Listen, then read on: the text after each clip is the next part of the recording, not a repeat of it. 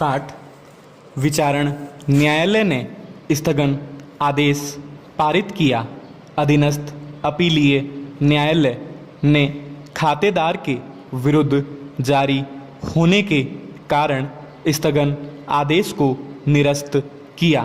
राजस्व मंडल ने निर्णय में कहा कि आवंटनशुदा भूमि जो गलत रूप से दूसरे खसरे में अंकित की गई की दुरुस्ती व खातेदारी की घोषणा हुई है। रिकॉर्ड के अनुसार नक्शा सही नहीं है। विचारण न्यायालय का आदेश सही माना गया। पैरा उभय पक्ष द्वारा उपखंड अधिकारी के न्यायालय में लंबित राजस्व वाद के दौरान अप्रार्थीगण द्वारा अस्थायी निषेधाज्ञा का प्रार्थना पत्र प्रस्तुत किया।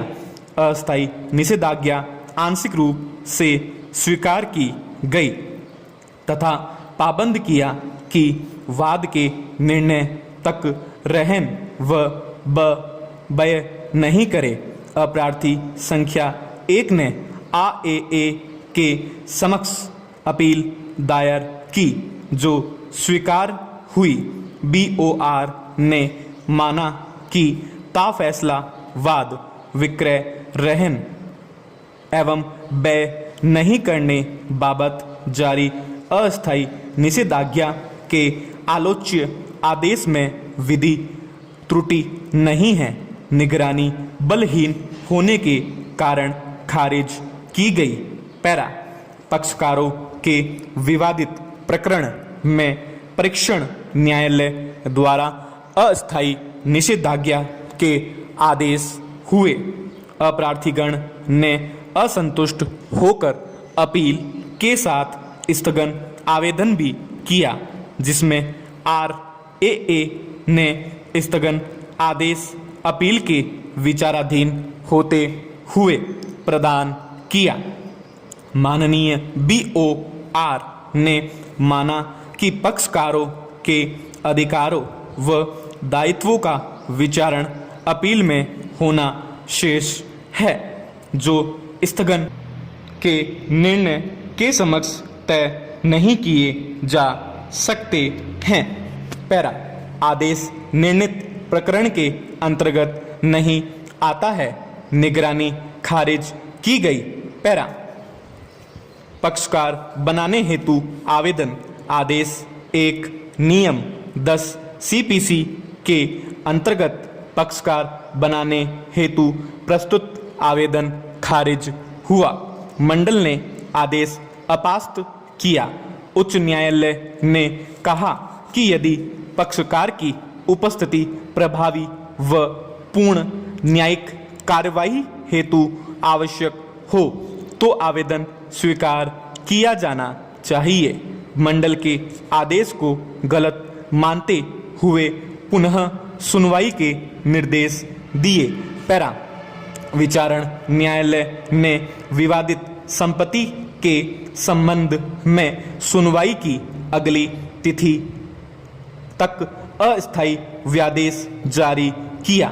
अप्रार्थी द्वारा विचारण न्यायालय के समक्ष उपस्थित हुए बिना इसके विरुद्ध राजस्व अपीलीय प्राधिकारी के समक्ष अपीलीय न्यायालय अपील स्वीकार किया और विचारण न्यायालय का निर्णय अपास्त किया और प्रकरण निर्देश सहित प्रतिप्रेषित किया। अतः यह पुनरीक्षण अभिनिर्धारित अपीलीय न्यायालय को उक्त एक पक्षीय अंतरिम आदेश के विरुद्ध अपील ग्रहण करने का क्षेत्राधिकार नहीं था जो सुनवाई की अगली तिथि तक प्रभावी था। राजस्व अपीलीय प्राधिकारी के समक्ष अपील पोषणीय नहीं थी। अपीलीय प्राधिकारी का आक्षेपित आदेश अपास्त किया। प्रकरण विचारण न्यायालय को निर्देश सहित प्रतिप्रेषित किया। पाई पहरा धारा 42 के उपबंध के अधीन खातेदार आसामी का अपने भूमि क्षेत्र या उसके किसी हिस्से में निहित हित उक्त भूमि क्षेत्र के लगान की बकाया की डिक्री के निष्पादन में बेचा जा सकता है और उक्त हित जब तक कि भूमिधारक द्वारा ही खरीद न लिया जाए खरीदार को उपधारा 3 के अधीन रहते हुए उक्त भूमि क्षेत्र या उसके किसी हिस्से में वही हित प्राप्त होगा तथा उसके संबंधी में उसके वे ही दायित्व होंगे जो उक्त आसामी के थे। पैरा डिक्री का निष्पादन करने वाला न्यायालय उपधारा 1 के अनुसार खातेदार आसामी के भूमि क्षेत्र के केवल किसी हिस्से में निहित उसके हित को बेचने के पहले बोर्ड द्वारा बनाए गए नियमों के अनुसार उस भूमि क्षेत्र के लगान को उक्त हिस्से तथा उसके शेष भाग पर लगान को विभाजित कर देगा। स्टॉप।